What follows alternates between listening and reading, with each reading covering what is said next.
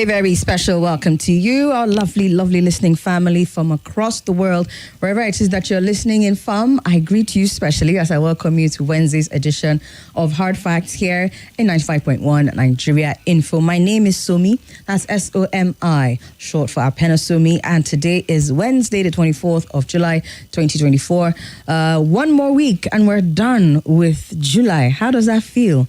I hope it feels good for you. I hope you've been able to do much with this 24 days that have gone by so far. I have with me in the studio Mr. Majeed Dahiru, our Wednesday special guest. Oh my God, Dr. Alhaji. Oh yeah, Dr. Alhaji Professor Majeed Dahiru is here in the studio. Good evening, good afternoon, sir. It's not evening yet. Welcome. Thank you very much. How's it going? How's July been for you thus far? Very cool. Yeah? Yes. The weather is very clement. Yes. Okay, so apart from the weather, what else? I think the best news out of Nigeria this period is the weather. The weather? Seriously. I'm okay with that. Yes, I'm okay with that.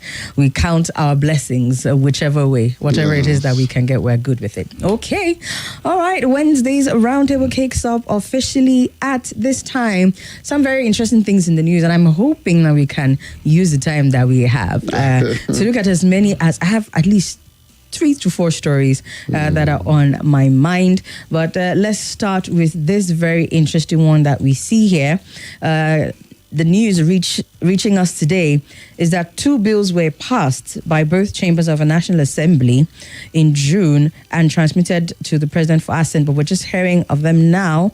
We're talking about the Northwest and Southeast Development Commission bills.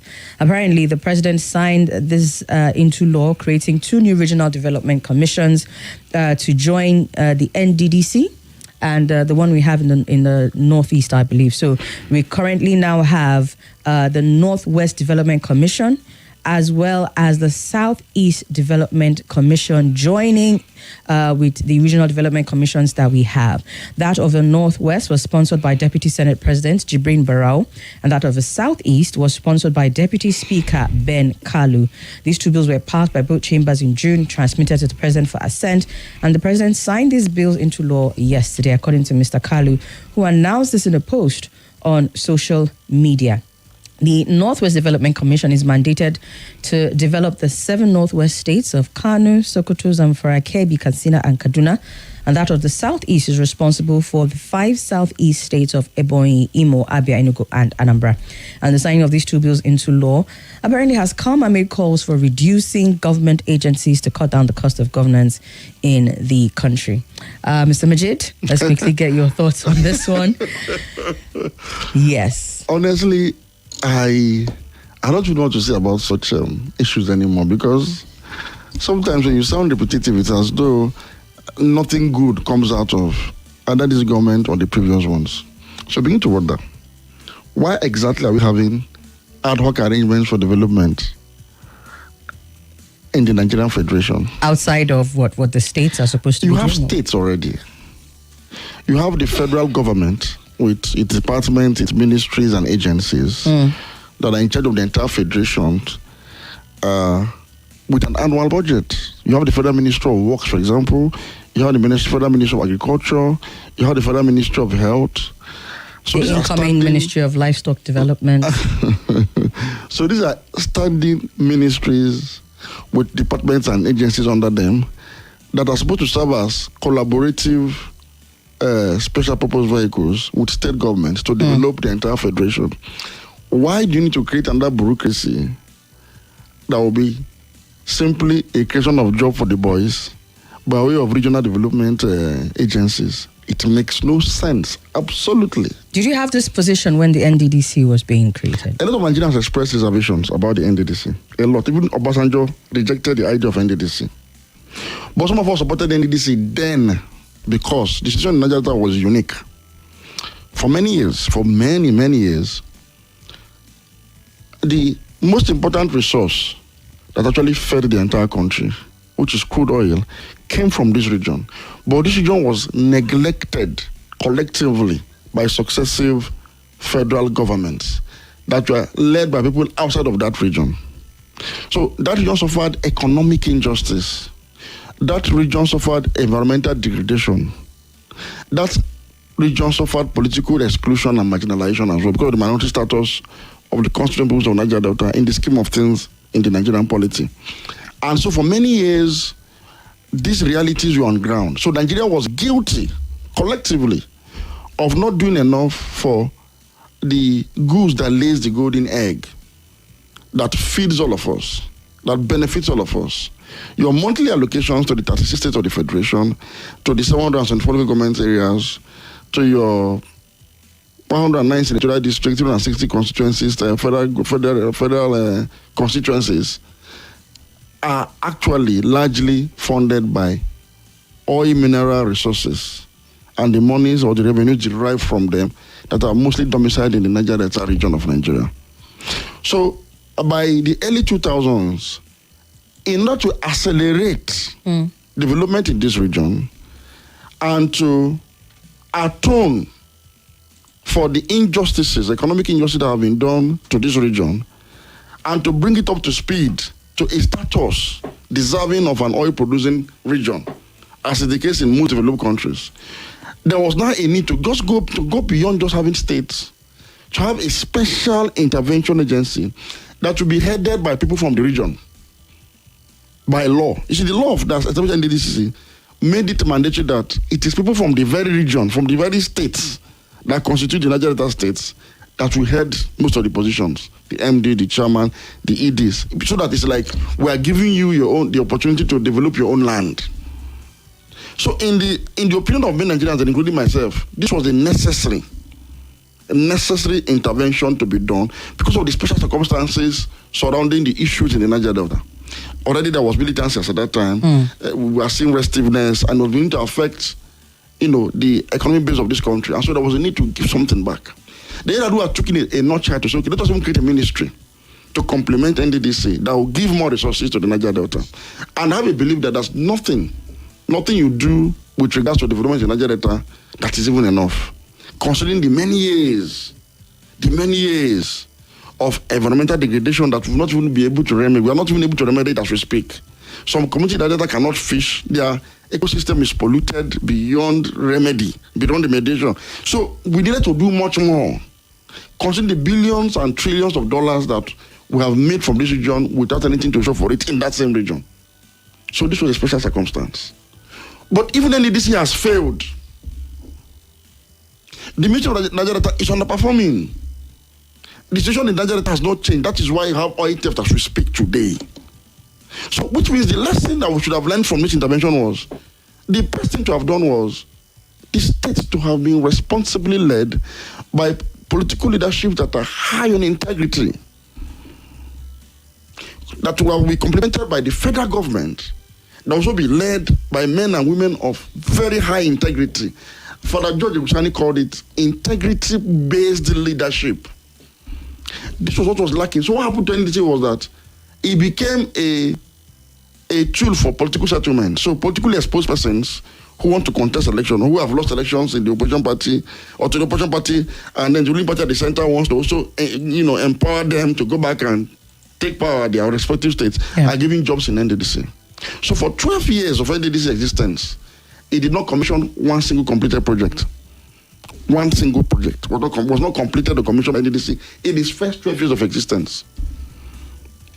It was a scandal. It was scandalous.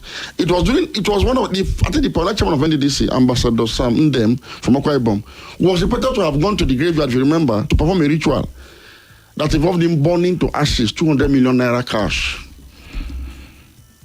It was in the media. It's not a backstory stuff. It made the front page of newspapers.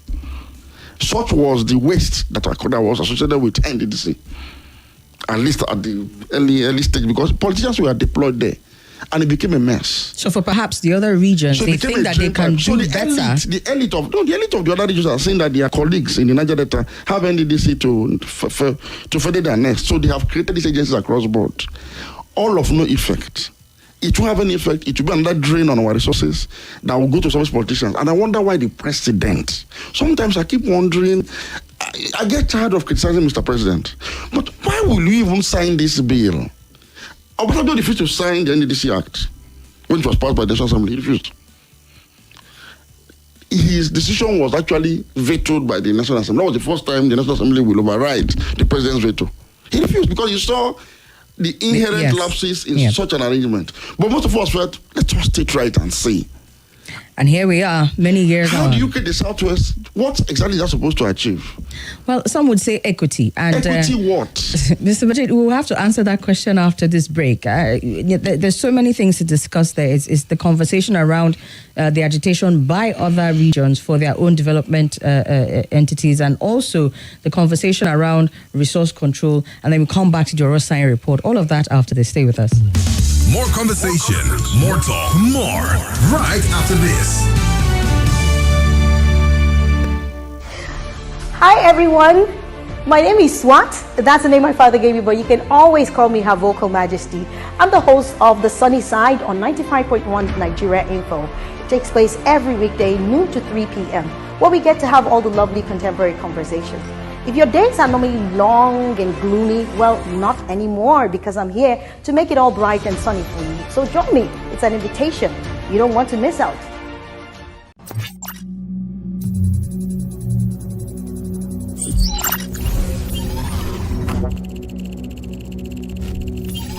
Connection established.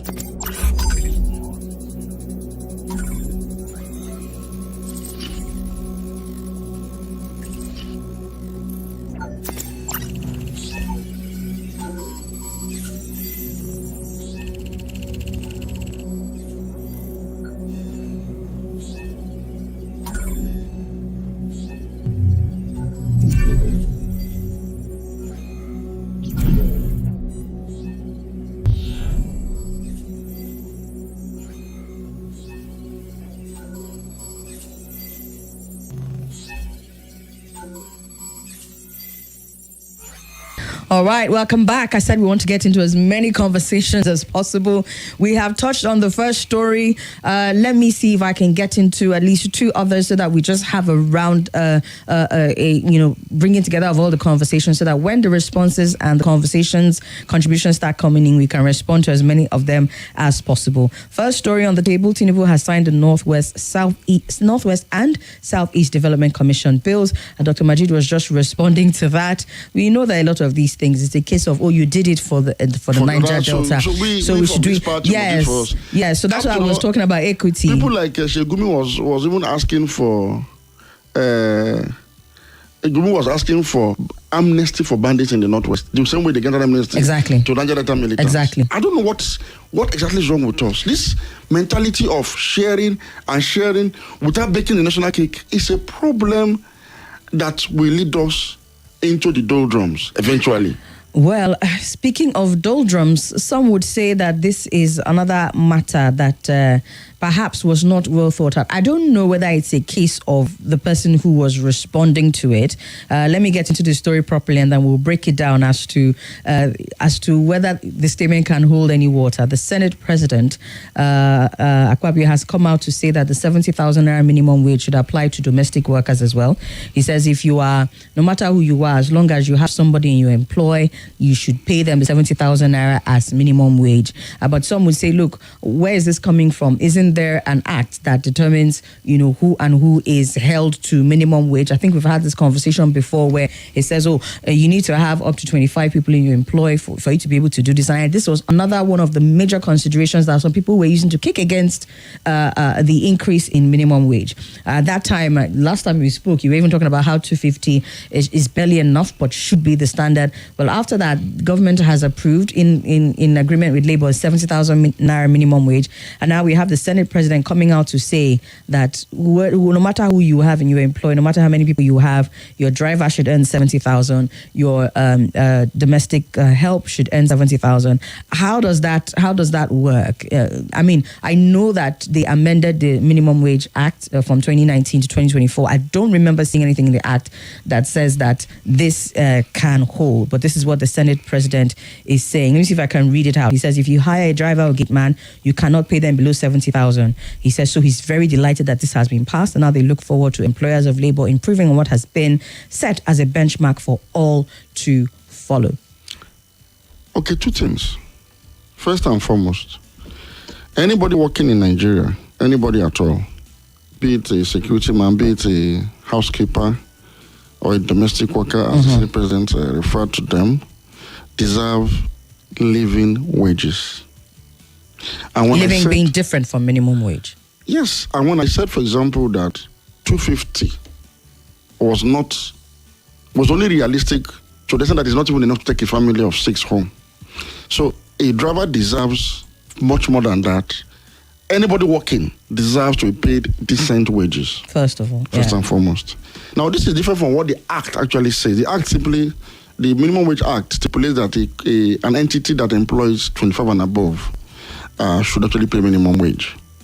So meaning that, yes, if you have less than that, because you are assumed to be a small business, the minimum wage threshold may not necessarily apply to you. And even though I believe that most businesses should also try to make sure that they pay decent wages at whatever level. Now, come back to the issue of domestic workers. I don't know why anybody is even appreciative about what he has said. Do you have a domestic worker in your house? Can you afford one? I don't have. I don't have a driver. I don't have a security man. It is the likes of Papa and his colleagues that have domestic workers, that have drivers, that have domestic workers and all that. They are the big men.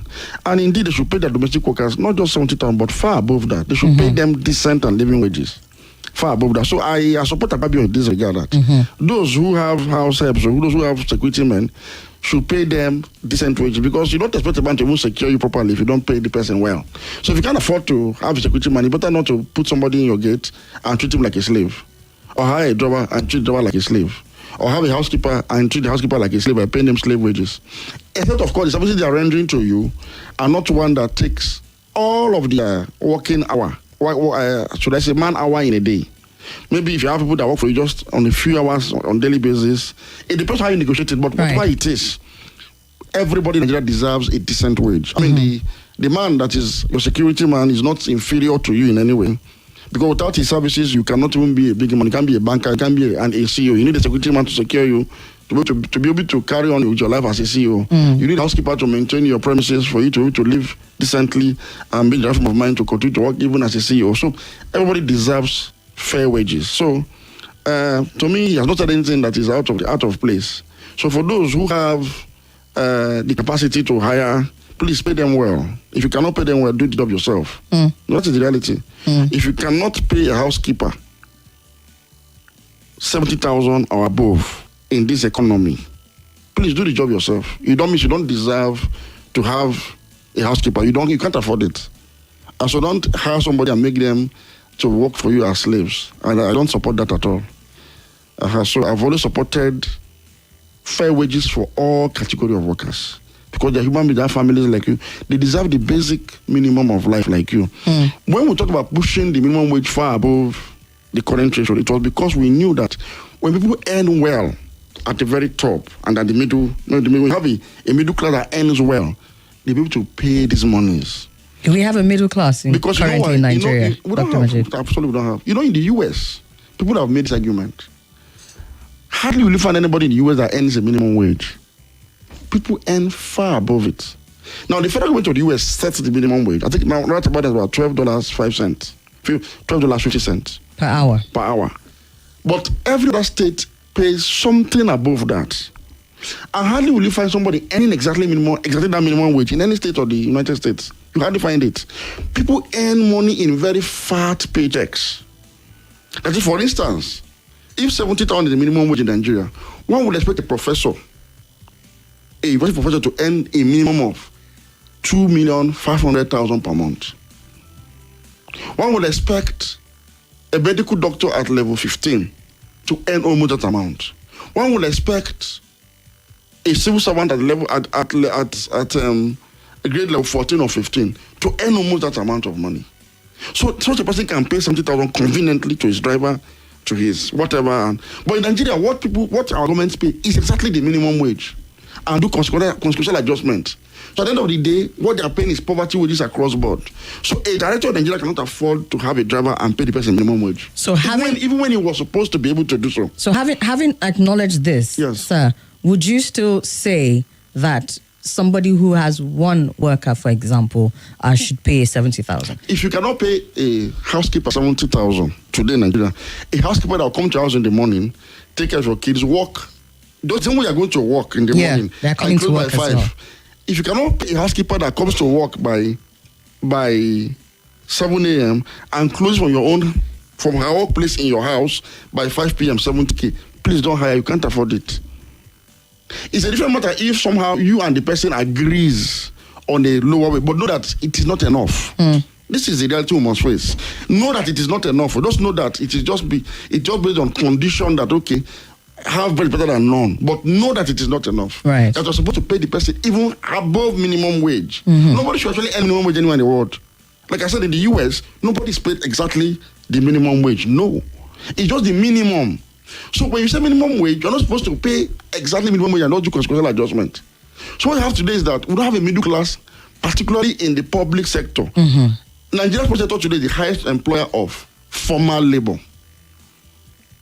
And someone would expect that if you have government workforce being well paid and well motivated, they'll be able to afford all of this. Let me tell you, before now, there are people that earn good money in some very thriving private sector entities, like banks, like oil companies. They don't earn anything near minimum. They've been earning in 6-digit figures for as long as anybody can remember. Those people pay their domestic workers decent wages without even the president saying so. But the problem is that the Senate president should also do more with this collective executive to raise pay far above the minimum wage for skilled workforce, for those who are on the middle and upper echelon. Right. So that they'll be able to afford this, because you also need the middle class to create employment for the lower class. If I earn a decent salary as a middle class person, and I can afford to hire a cook, a housekeeper, and a driver, I've created 3 jobs for the lower rung of the society. But if I'm not paid decent and I'm not in the middle class bracket, I've been downgraded to even the lower class, who will take care of these people? That's why I was arguing that you need to pay decent wages. That is, first, the minimum wage should be set at a reasonable threshold. While you pay far above that to workers, nobody should be earning minimum wage and you just do consequential adjustment. No. Okay. It should be far above it, because you need that to boost the economy. So what he's saying in principle makes sense, but I know he did it tongue in cheek. It was like a blackmail. I was going there. But I was trying to now make him understand that is what it's supposed to be. I was going there. If he thought he was being tongue in cheek and trying to blackmail the Nigerian people, no, sir. They deserve it. They do. But unfortunately, you people have not created the condition for that to happen. But to the other Nigerian to know this today, that yes, if you're not able to pay your housekeeper minimum wage or above, know that you have to be very grateful to that person, and you have to show understanding that you have not delivered well on his or her welfare as an employer. So you have to have that mind that, you see, it's like the person is sacrificing for you as much as you two need to do more for the person. You have to understand this. So don't think it is now you have done the best you can do when you pay far less than this and expect that the person should be grateful to you. I'm saying you should have it at the back of your mind that you're supposed to be paying far more than you're paying now. Right. It's important. Okay. So if he thought he was trying to blackmail us into that was clearly what I got from that. From my psychoanalysis of his statement and his demeanor when he was saying it, that was what he intended it to be. But I'm telling you, Mr. Senate President, that yes, our drivers, our cooks, they deserve more than that. And so tell your colleagues, those of you that earn far above minimum wage, that earn in 6-digit figures, that drive in SUV, that you can't pay your drivers less than that money. In fact, you should pay them far above that, because they deserve. They are human beings. They deserve to live the good life. You see, the size of Akpabio's stomach is not bigger than the size of his driver's stomach. So the kind of food you deserve to eat, your driver deserves to eat it. Where you are sleeping, your driver deserves to sleep in the same place. So your driver deserves what you deserve. So that should start. It's like what he has preached. He should start practicing it himself and his colleagues. Because I remember I heard one of them say that they cannot pay such amount of money to their drivers, and I said no, you should be able to pay that because you have the money. So there's nothing wrong with paying drivers and housekeepers 7,000 minimum wage. Yes, I hope and pray that families will be able to afford Can't it. do that. Even though I know that government should not have matters, but I hope and pray that God should provide means for families to be able to meet up that responsibility. Okay. All right, let's take some contributions on the two stories we shared thus far. I have hope that we'll get to the last two before the close of the roundtable this afternoon. Let's see. Okay, I have a message here from Michael, who's listening online, but he says he's having difficulty accessing it. The website is not working. My engineers are looking into it. Please bear with us. Hopefully they will resolve that very soon. Okay. Let's see. Good day, Somi and Dr. Majeed. It's good to always listen to you. Where's the Oronsaye report? Stephen Olem from Kefi asking. He says, well, I'm from the North Central and waiting for our own development commission. Yes, no, we're waiting too. That's what it has come to now. Yes. All right. What about Southwest and North Central Development Commission? Commission upon commission with commitment to developing amounts to thievery and waste of resources. Leo with that one. Okay, let's see. Please, Dr. Majeed, can you please mention states that make up Niger Delta region to the hearing of everybody listening? Because I think 3 states or 2 of Southeast are part of Niger Delta. Collins from Kuje. Yes, that's a very important point you raised. Imo, Abia are part of the Niger Delta Development Commission, in addition to Ondo in the Southwest. So it means that these states will not benefit from two, they'll benefit from the Southeast and Southwest. Is it Northwest now? What we have is Northwest and Southeast, so, in addition to Niger Delta and Northeast. And Northeast. So we're waiting for Southwest and North Central now. Wow. We can't wait to. Where? We need our own too now. Please. I know you cannot cheat my people. Though. Please, sir. Please give us North Central Development Commission. I think Kaduna is part of the Northwest. And make me the chairman of North Central Development Commission. Dr. Majeed, now you're being tongue-in-cheek. Commission. Hello, good afternoon. Hello. Yes, welcome. Good afternoon. Welcome. Yeah, good afternoon. My name is Edward. Welcome, Edward. Go ahead. Yeah, today is going to be the best time we're going to disagree with Majeed, on the issue of minimum wage. I think I'm very convinced that we should disobey the law. The law is very clear about it. That someone who has an employment of 25 people should pay the minimum wage. Everybody should know this. We pass the law. He knows what the law says. It can only appeal to people to please endeavor to pay 70,000. It's not insist that people should pay 70,000. So let me tell you, if I people who are employing these drivers who are giving them job to do, and if you cannot pay them 70,000 and let them off, and they wait on the road with a knife and the horse, I hope you are not going to be happy. I mean, for them to come and wait on the road to look for food. So you see that better employers of this level of employees are the middle level. Those whose annual income is less than 200,000, and they spend maybe 50,000 to employ some of these drivers and to help. As a matter of fact, these personnel are as a matter of necessity, not certain symbol. Okay. So when you decide to pay that amount of money, it should be negotiated and not. It shouldn't exist as people should pay that amount. I employ a driver, and I'm not sure that my earnings can be able to sustain a driver for 70,000. All right, sir. Okay. When you do it, I'm going to I hope you'll be happy to welcome you. Thank you. All right, then. Thank you very much. Let me quickly read this out and then you respond. My super Dr. Majeed, Adeni Olabode Stephen, with this one from Facebook. He said, I just told my staff to exercise patience for us to watch how the tide moves before we engage the waters in a dive. I can pay minimum wage, but I need to be careful to pay what I can sustain. All right, let's have you respond to the comments thus far. You see, let me start with the second comment. You talk about sustainability, and this was what I tried to explain the last time I talked about minimum wage here. You see, the 70K minimum wage is going to be a pain in the neck for a lot of people. You know why? It's not going to reflect the economy. It's not going to have effect in uplifting the current economic situation. It's not going to have at all. Because like a drop in the ocean. If you want a minimum wage that can actually serve as a tool that can reflect the economy, that is, you want to really pump money into circulation and increase people's purchasing power enough for them to consume more so they can keep the wheels of production rolling, it cannot be 70,000 naira.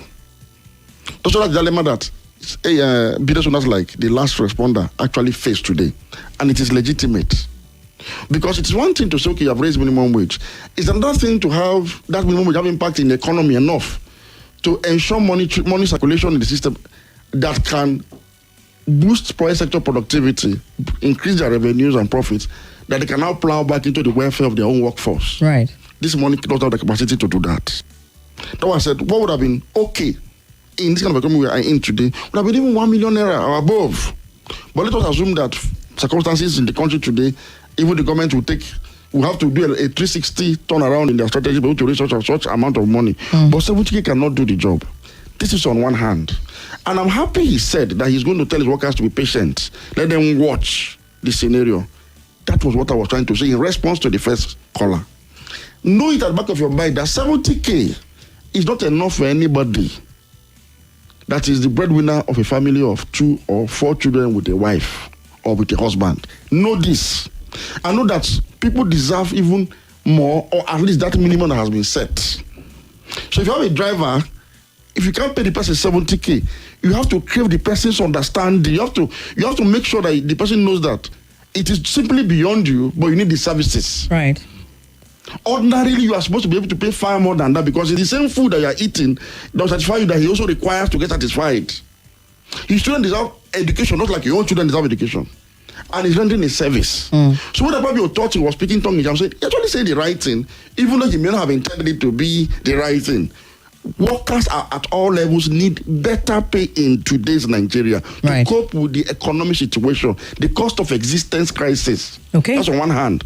But if you're not able to do so, you must understand that you'll be paying wages that are not really adequate. So you must find a way to ameliorate it. Otherwise, consider yourself as not being able to afford drivers, cooks, and housekeepers if you cannot pay decent wages to them. However, this is without the prejudice of the fact that the law does not mandate anybody who employs less than 25, which is businesses now, less than 25 to pay minimum wage. These are two different things. And I'm saying across board, whether 25, whether 1, nobody should be living on 70,000 naira in today's Nigeria. This is I'm trying to broaden the conversation. Right. That we need to do better across board. And that those that are gainfully employed in formal settings are supposed to be earning far higher than the minimum wage. So that they can cater to those who are... we should think big for once as a people. All we right. deserve better. Point noted. Let's see if we can move on to the other stories that we have, and then I open up for more contributions from you. One of the biggest stories coming from last weekend was the back and forth, or the scuffle going on between the NMDPRA, the NNPC, the NUPRC, the federal government as a whole, and Dangote refinery. News reaching us this afternoon is that the House of Representatives has called on the President, Bola Ahmed Tinubu, to suspend the CEO of the Nigerian Midstream and Downstream Petroleum Authority, Mr. Farouk Ahmed, over his what they called unguarded utterances on high sulfur content in the diesel being produced at Dangote refinery, pending conclusive investigations into the allegations by the House. The lower chamber of the Assembly made this call after adopting a motion of urgent public importance moved by Representative Esosa Iyawe at the plenary today on Tuesday. So I'm sure you've been hearing of what's been going on a lot within that industry. And there's been a lot that's gone on, attacks, basically, against Dangote Refinery Limited. Let's get your thoughts on this, especially in view of the fact that he seems to now be saying, okay, buy me out. He talked about stalling his investments in the steel industry and all of that. He's been accused of a number of things, from inferior quality of his product to monopoly and all of that. Let's get your thoughts on this very quickly. Okay, I think a lot of emotions and sentiments have muddled up the issues happening between Dangote as an operator in the oil and gas industry and the NMDPR as a regulator. It's important to note that the NNDPR is not an NPC. NNPC is a distinct entity from the NNDPR. NNDPR is a regulator. Mm-hmm. It regulates both the NNPC and all other players in the down and midstream sectors, subsectors of the oil and gas sector. Now, having said this, I think what created all of this brouhaha was the statement by the chief regulator himself, Ahmed Farouk, about certain things he revealed to the public concerning Dangote refinery. The inferior quality of the product. He also mentioned the licensing, saying it's at 45%. He's not duly licensed to operate and all that. Okay, I think we need some clarifications on these matters because, like I said, a lot of sentiments and emotions have mounted up the issues concerning this, the regulator and the regulated. First, there has been an ongoing contention between Dangote and the regulator that was simmering behind the scenes. Yes, once in a while, it makes its way into the media, but only those that know those who know what is going on behind the scene are able to relate to what is being reported in the media. So I'm sure you've heard reports, for example, that MDPRA licenses importers who in turn bring in dirty fuels. I'm sure you've seen reports like that once in a while and here and there. So, well, there's been a running battle between Dangote Industries and the regulator on the need to actually ban importation of product. And this product in question is diesel, not petrol. Because Dangote is not producing petrol yet. It is producing diesel and some other product that his plant can produce now because it is still at pre-commissioning stage as claimed, as stated by the regulator. That is a fact. Dangote has not come out to deny that. Refineries are built in stages and they are operated in stages. So there are three licenses that are issued to refineries to operate. The first stage of licensing is establishment. You have expressed interest to build a refinery, so they will give you the license to go and do your feasibility studies and do some of the other preliminary works. The second licensing they will give to you is based on what you have come up with, your drawings, your plans and everything. They will now license you to construct the facility itself. Then the third phase of licensing is the licensing now to operate. So Dangote has two licenses. The one to establish and one to construct. He doesn't have license to operate as we speak. And Dangote has not come out to say that he has license to operate. So, I've not heard him say so. Just to clarify, there's a licensing and then there is what he has been accused, what the stage of his licensing is to be at pre-commissioning stage. That is, he has not, you see, it takes a long, what created this whole brouhaha again is that sometime in 2023, President Buhari went to commission Dangote refinery. Because I'm hearing pre-commissioning, I know that it has been commissioned. That was another, I don't know how Dangote allowed his businesses to sometimes become entangled with politics. It was commissioned to give impression that was one of the achievements of the Buhari administration. As at that time, what was commissioned there that particular day was the power generating plant. It was not complete then. Far from it. That's why it took him almost a year later to bring out the first set of products from his refinery, early this year.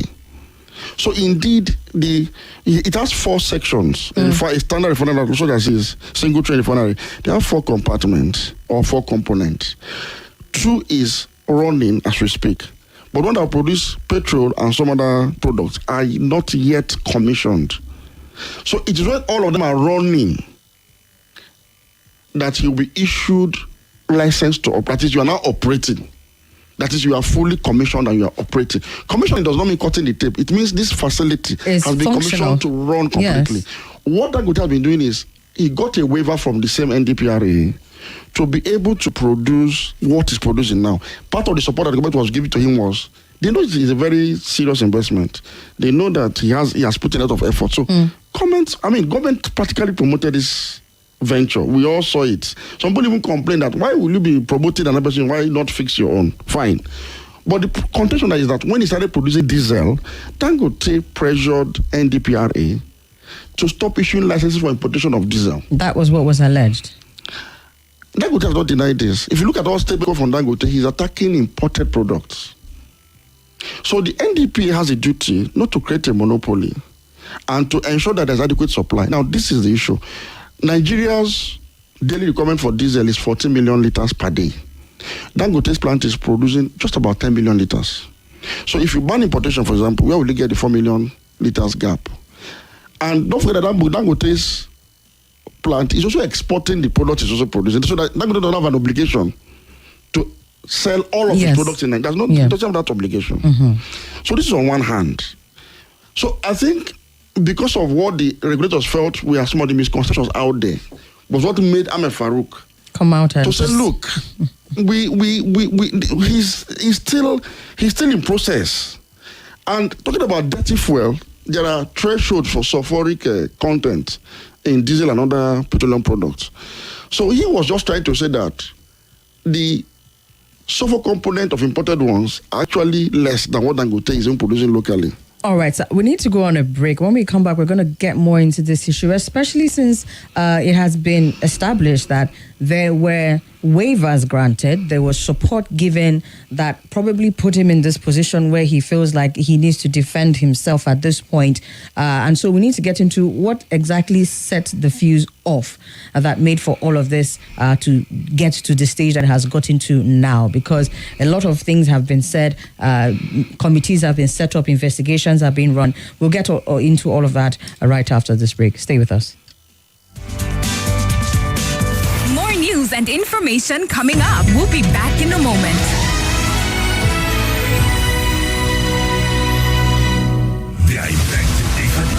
This is Nigeria Info. Nigeria Info.